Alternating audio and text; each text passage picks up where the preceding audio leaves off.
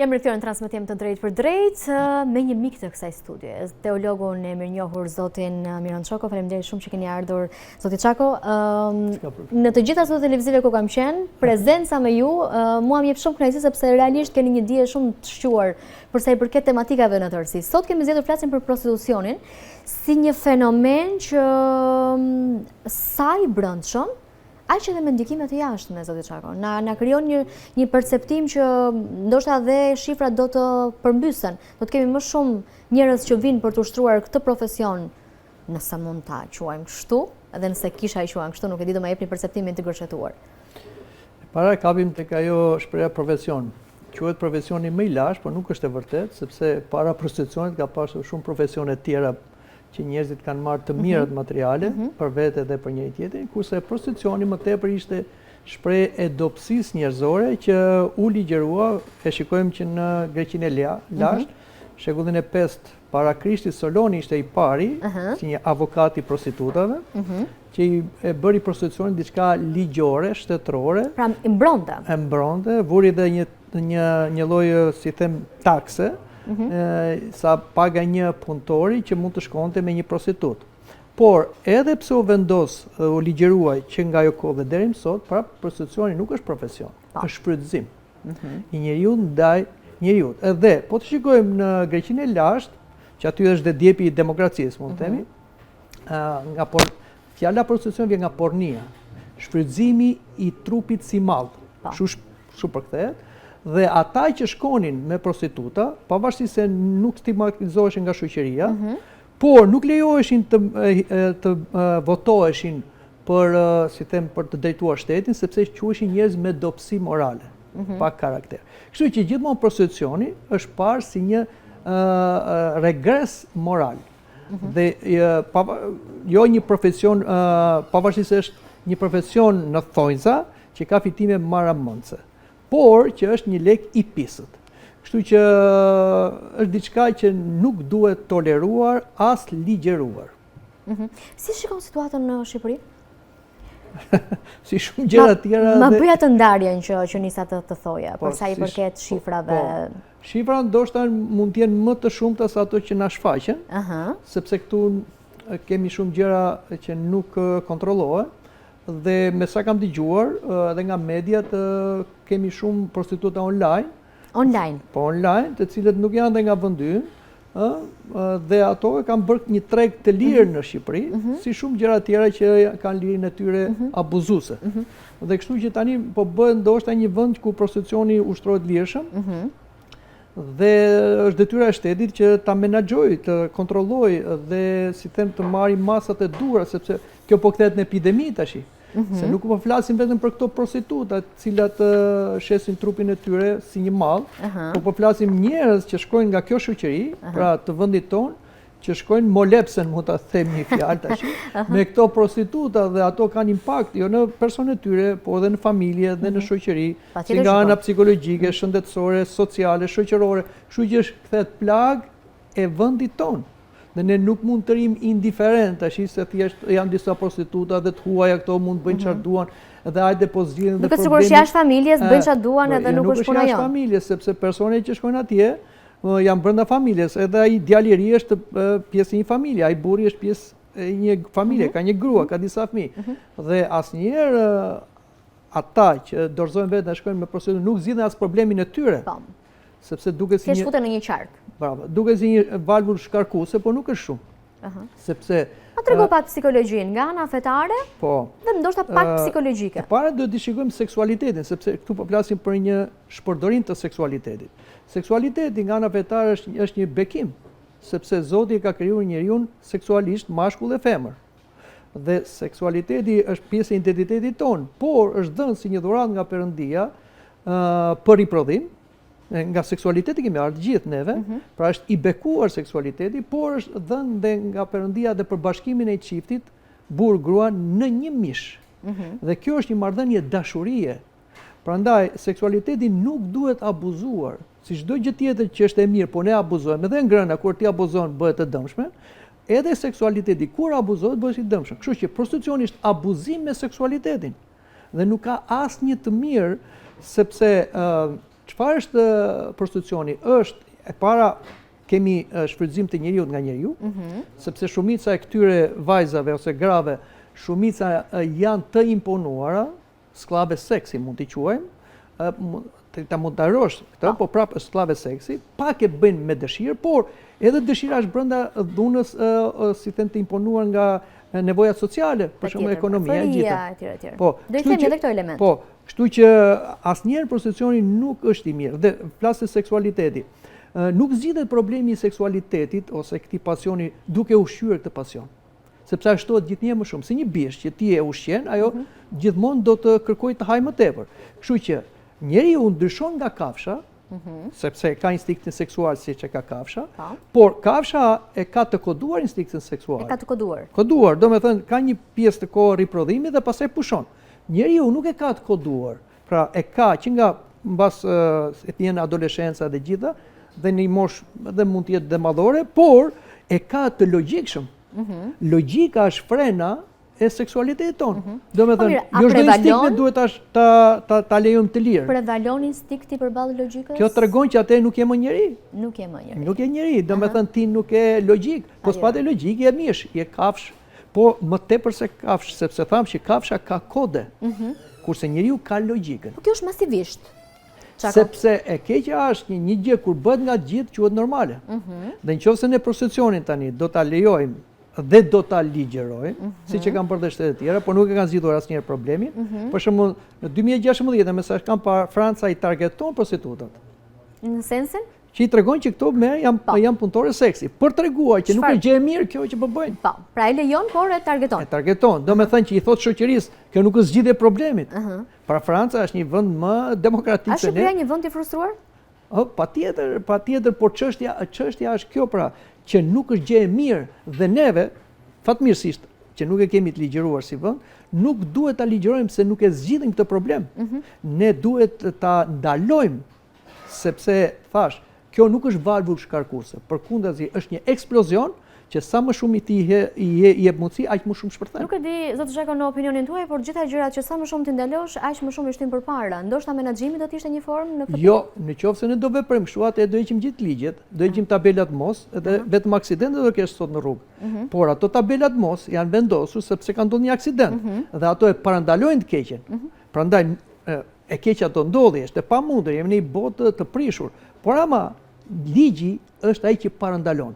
Kështu që edhe me prostitucionin duhet ketë ligj mos, nuk lejohet, që të parandalohet. Ajo do jetë deri në fund, por nuk do jetë kur të bëhet kaq shumë kur ai lirohet, në mënyrë ligjore ose në mënyrë çfarë të shqetëson më shumë në shoqërinë shqiptare? Shoqëria shqiptare po sfazohet sepse po e keq kupton demokracinë në kuptimin e lirisë. Jo çdo gjë që ti mendon dhe dëshiron është e mirë. Si thot, gjethet janë për barku dhe barku për gjethen, po jo të gjitha të bëjnë mirë. Që do të thot, njeriu duhet të përzgjedhë edhe në ushqimin e tij, si përzgjedhim sot ushqime të shëndetshme, dhe shumë sëmundje vijnë nga një mos përzgjedhje e ushqimit, por edhe në marrëdhëniet morale, njeriu duhet të përzgjedhë, sepse ato kanë kosto. Për shembull, nëse dikush shkon me një prostitut, nuk zgjidh vetëm një problem të shfryerjes së tij seksuale, por ai bashkohet një mish me prostitutën dhe bashkohet në ADN-n e prostitutës. Pra merr jo vetëm mishin e saj, ADN-n e saj, që e merr në veten tënde, sëmundjet e saj, merr dhe mëkatet e saj. Merr dhe mëkatet e saj. Po patjetër. Pra nuk është kaq e thjeshtë kjo. Si thotë atje është një shprehje biblike, ai që bashkohet me prostitutën bëhet një mish me atë. Ku shkon? Domethënë dhe kjo ka impakt, si mund të qëndrojë një familje kur burri shkon me një prostitutë. Nëse merr vesh gruaja do ta toleroj. Por edhe një djalë i ri, nëse shkon me prostitutë, si mund të martohet ai me një grua më vonë, me një vajzë, kur ai ka në mendjen e vet aktet e prostitucionit sepse ato mbeten në subkonsciencën tonë. Dhe të duket gruaja thjesht një objekt seksi, nuk duket gruaja jote. Pra shiko sa probleme krijojnë këto në shoqëri. Një pjesë e konsiderueshme personave të përfshirë janë gra të reja dhe shpesh në kushte të vështira ekonomike. Apo ky është argument për të justifikuar gabimin? Është një ndër, por nuk është kjo. Më tepër është si them skllavëria. Shumica këtyre janë të përdorur nga tutor, që nxjerrin fitime maramëndse. Fitimet e prostitucionit te kalojnë ato të drogës. Patjetër që është fitim shumë i madh. Dhe ata që e bëjnë këtë, ata kërkojnë dhe ta ligjerojnë. Sepse është një fitim i ligjeruar, fitimi i pisët, por i ligjeruar. Por kjo nuk zgjidh asnjëherë problem. August Meyer, një psikolog, ka thënë kështu: asnjëherë nuk kam parë në historinë e njerëzimit një shoqëri që është shkatruar nga vetëpërmbajtja e vrullit seksual. Por kam parë shumë shoqëri të shkatruara nga një liri seksuale pa limit. Do me thënë, historia na ka mësuar kur vrulli seksual, që është i mirë, por keq përdoret, ai nuk është një problem vetëm për individin, është për shoqërinë, sepse është mëkat. Është energji mëkatare. Dhe patjetër energjia mëkatare kërkon të shlyhet. E megjithatë në Shqipëri duket sikur njerëzit janë pak më të matur, ndoshta për shkak të trashëgimisë, institucionit të familjes, apo këto gjëra kanë kaluar në forma të tjera, se që janë të fshehta dhe online. Po, e drejtë. E para njërë t'ja përgjigje pyetje asaj që ta në fillim. Pikës parë. Është gjë e mirë që neve trashëgojmë gjëra të moralshme, tradicionale, që pavarësisht se sot të duken si gjëra të vjetruara, këto janë themeli i shoqërisë, që është familja. Patjetër. Dhe ne duhet ta ruajmë këtë. Siç kemi për shembull dhe harmoninë fetare. Kemi dhe familjen tradicionale. Pra ne kemi diçka të japim botës, e cila fatkeqësisht i prishi këto rregulla, sepse si puna jonë, që tani bota ka gabuar më përpara se ne. Por fatkeqësisht e keqja prapë më shumë se e mira.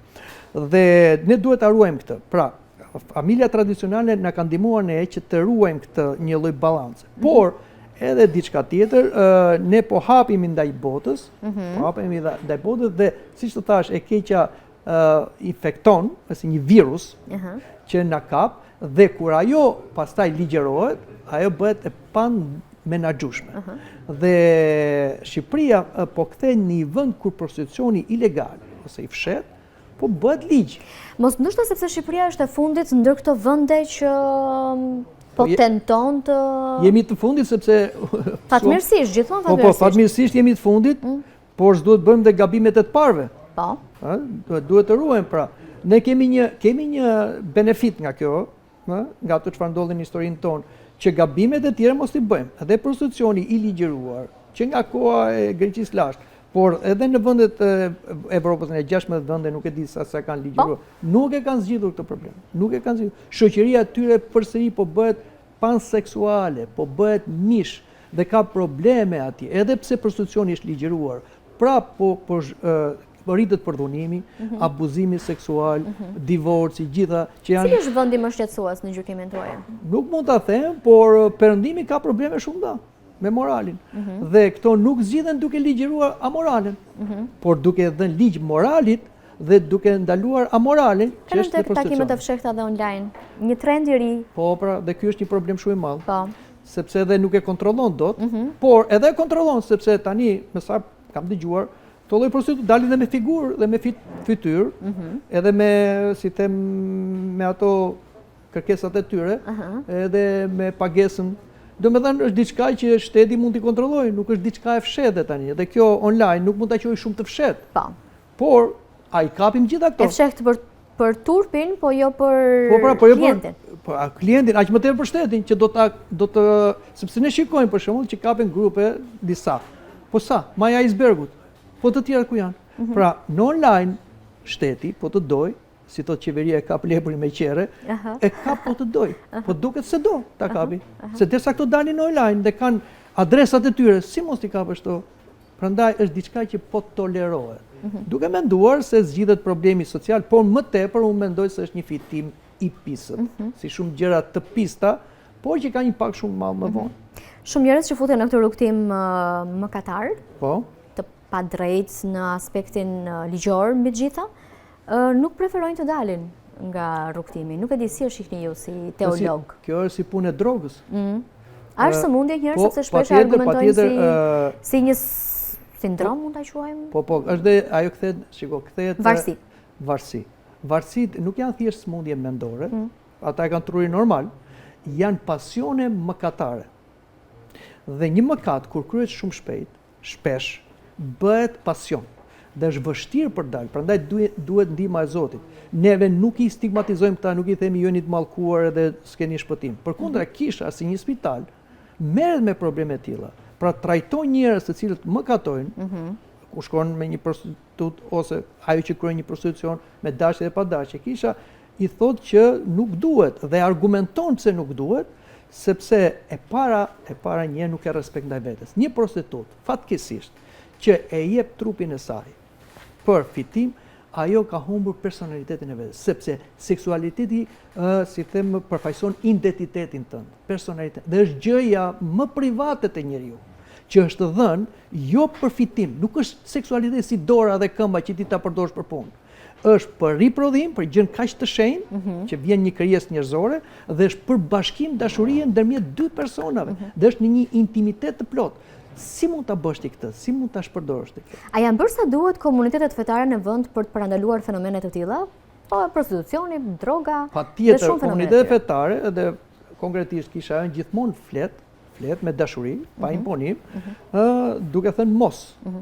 Sepse duket sikur më fal që të ndërpres zoti Çako, duket sikur në disa pika të gjitha komunitetet fetare bashkohen. Pavarësisht qasjes dhe doktrinave që ka kanë, sepse duhet ta dimë që kemi harmoni fetare, por nuk kemi një fe në Shqipëri.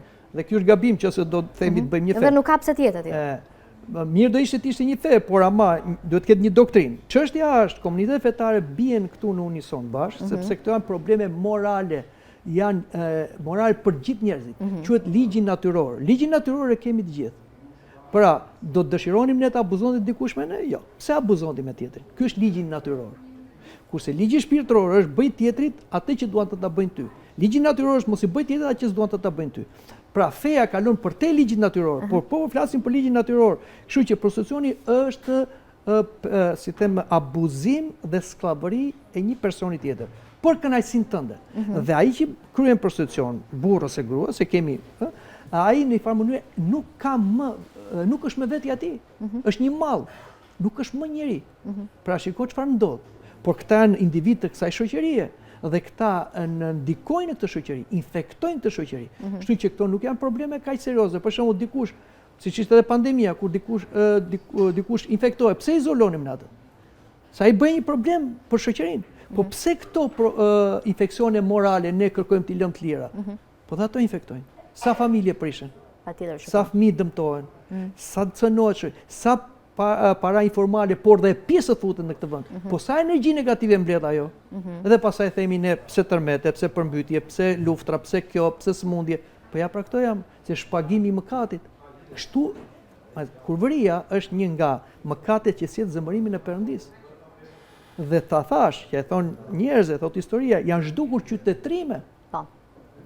Nga ky qark që është futur. Mirë, jemi në afër fundit në bisedë zoti Çako, do doja të ndalesha tek një tjetër fenomen, që shpesh ndoshta ju kemi rënë në qafë pa të drejtë, se nuk mund të merreni gjithmonë me të tilla tematika, por ne gjithmonë adresojmë si pyetje. Unë personalisht, ndoshta edhe për algoritmit, shoh disa video shqetësuese në rrjet që kanë të bëjnë me magjit, të cilat me sa duket si prostitucioni dhe shumë fenomena tjera që vijnë nga rreziku i jashtëm, po në adresohen. Pra, gratë të çuditshme që lëshojnë diçka te dera, diçka te dritarja, diçka te familja, çfarë po ndodh? Magjia lidhet me prostitucionin, do thoni ju çfarë lidhje ka, sepse magjia quhet kurvëri me demonët. Me demonët. Me gjuhën shpirtërore, kështu quhet kurvëri, ose bashkëpunim, prostitucion shpirtëror.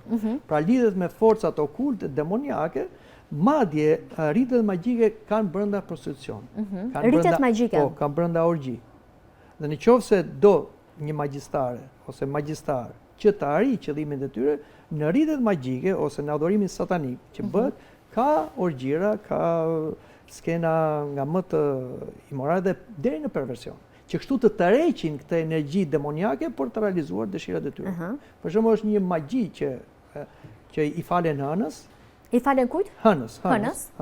Kjo është magji shumë e lashtë. Dhe ai person që i falet hënës duhet zhvishet nudo që t'i falet edhe që të marrë këtë energjinë e hënës. Pra, ka brenda imoralitet dhe brenda këtij prostitucioni. Kështu që ka lidhje. Aty ku është prostitucioni është dhe magjia dhe e kundërta. Dhe kjo është një keqje shumë e madhe për shoqërinë tonë.